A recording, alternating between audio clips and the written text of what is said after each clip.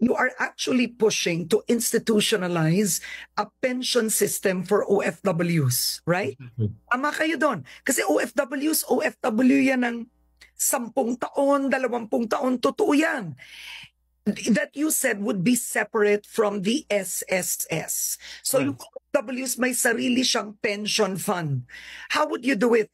Because pag ganon, there has to be a system involved na yung OFW maghuhulog buwan-buwan.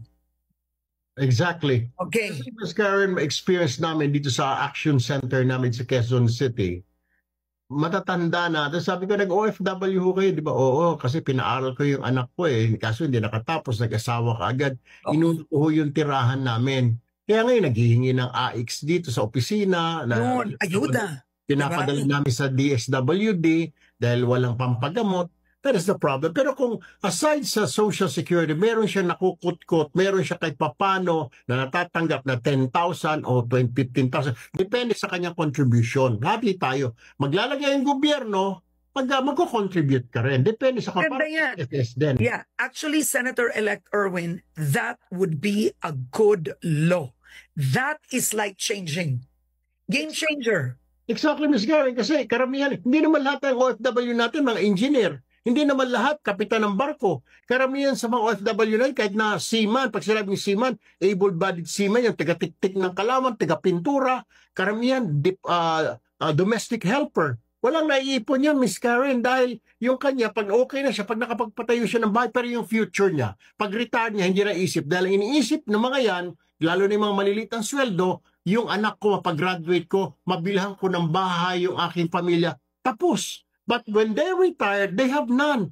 Total, may SSS. Jesus Maria Joseph, ang SSS 5,000, sapat lang para makabili ng maintenance. Okay. Every day, Ms. Karen, dito sa office ko, people are lining up, karamihan dyan, OFWs, asking for help. Sabi ko, doon po, bibigyan namin kayo ng referral sa DSWD. Okay, now here's a bit, this is harder, is you actually are pushing, and please answer this just very shortly, because I have so many other questions. During the campaign, 50% health coverage of hospital bills for OFWs and their families.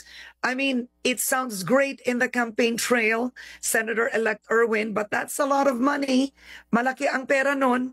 Eh kung ngayon nga ang nagko-contribute sa PhilHealth, dismayado pa, eh ano pa saan mo kukunin ang 50% health coverage? Budget allocation, Ms. Karen, proper budgeting sa House and then sa Senate. I believe we may dapat ito yung mga unahin natin. We call them heroes, Ms. Karen. Pero anong benepisyo na nakuha nila? Wala eh. Walang retirement. Sa health, bahala ka na dyan. Sapat na yung PhilHealth. Bigyan naman natin sila na we call them heroes ng konting ibang klaseng benepisyo. They bring in billions of pesos. Institutional. Medyo, we separate them because sila yung bumubuhay sa atin, di ba? Alagaan naman natin. That's what I'm saying. So doon tayo sa budget allocation. Magbawas siguro tayo dito sa mga infra natin. Bawas tayo yung mga flood control. Wala naman tayo nakikita, di ba? Yung iba pang mga projects natin sa mga national irrigation, bawas tayo doon, di ba? Ilagay natin dito. It's just a matter of budgeting, Ms. Karen.